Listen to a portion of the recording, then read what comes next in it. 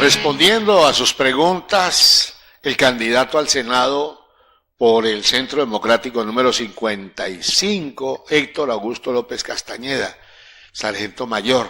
A propósito de esto de la fuerza militar, si se puede llamar fuerza o más bien la parte militar, ¿se sienten ustedes de alguna manera atropellados por lo que ha venido en el proceso de paz? ¿Qué han dicho? ¿Cuál es el concepto?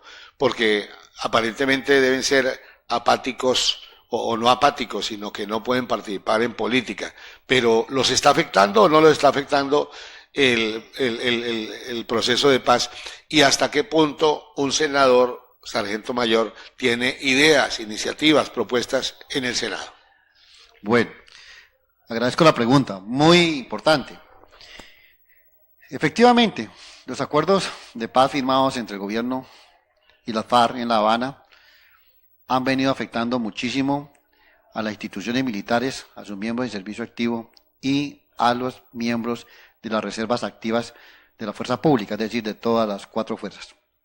Yo soy retirado de la policía como sargento mayor. Veo con gran tristeza todo lo que ha venido sucediendo. A las Fuerzas Armadas se les ha venido desconociendo su trabajo. Se les, por decirle de otra manera, se les ha, digamos, desconocido todos sus aportes, todos sus sacrificios de grandes hombres y mujeres que cayeron en acción durante el desarrollo del conflicto, en los combates. Se han desconocido los derechos, se han abandonado y olvidado a las víctimas, a las mujeres que quedaron viudas o hombres también, que quedaron viudos, que quedaron sus hijos huérfanos abandonados, a las víctimas de las familiares de la fuerza pública que cayeron en acción, en los combates. Ellos están abandonados. No tenemos realmente, hasta ahora se está haciendo una base de cuáles fueron las víctimas. Pero ¿en qué ha afectado concretamente? En los acuerdos de paz no lo dicen, digamos, no lo conoce la ciudadanía, pero es bueno que los colombianos nos enteremos de que le han venido disminuyendo el presupuesto al Ministerio de Defensa. Y quiero dejar claro que en ese presupuesto está contemplado lo que tienen los salarios para los miembros del servicio activo de las fuerzas militares y para las asignaciones de retiro y pensiones por discapacidad de los que estamos en situación de retiro, para la salud de los activos y familiares de los activos, para la salud de las reservas activas y sus familiares, para la educación, para la recreación, para la logística, absolutamente todo. El año pasado se habla de que hubo una disminución del presupuesto a las Fuerzas Armadas, al Ministerio de Defensa, del 40%. La problemática que viven hoy, sanidad militar y sanidad policial, precisamente se debe a esa disminución de presupuesto. A la sola Policía Nacional, la sanidad policial el año pasado le disminuyeron 120.000 millones de pesos en sanidad. Al Hospital Central de la Policía le disminuyeron 14.000 millones de pesos durante el año 2017.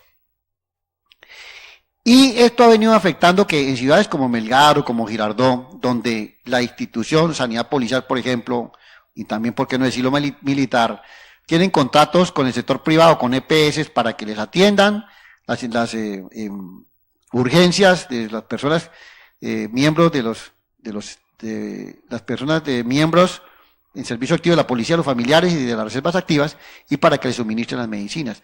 Son contratos.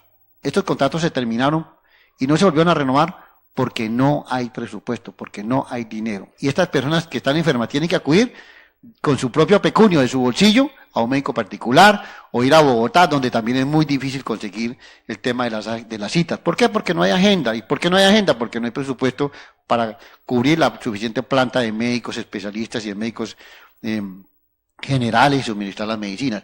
El problema es gravísimo, pero aparte de todo eso, también nos ha afectado en el sentido de que se viene ya disminuyendo la incorporación de manera progresiva en las escuelas de formación de oficiales de todas las fuerzas, en las escuelas de suboficiales de todas las fuerzas. Ya no se recibe el mismo personal que anteriormente ingresaba, y por el contrario, se están haciendo unos filtros en los ascensos, por ejemplo, de oficiales, hablo del ejército, de la misma policía inclusive, donde en grados, por ejemplo, de mayor a teniente coronel, ya se viene haciendo unos filtros y a todos no se van a llamar a curso, por algunas razones de orden interno institucional, que es lo que se argumenta, para que las personas se vayan, digamos, pasen al uso de buen retiro, pero sin poder continuar en sus carreras. Y es un error disminuir el pie de fuerza de las fuerzas militares y de policía. ¿Por qué? Les voy a recordar los pilares de Álvaro Uribe Vélez en su gobierno. El primero, seguridad democrática, demostrado. Cuando Álvaro Uribe Vélez en el 2002 ingresó como presidente, o asumió como presidente de la República, fortaleció las fuerzas militares y la policía. Les consiguió recursos, les asignó recursos para que pudieran realmente enfrentarse a la problemática que teníamos con la guerrilla y con la delincuencia organizada y la delincuencia común.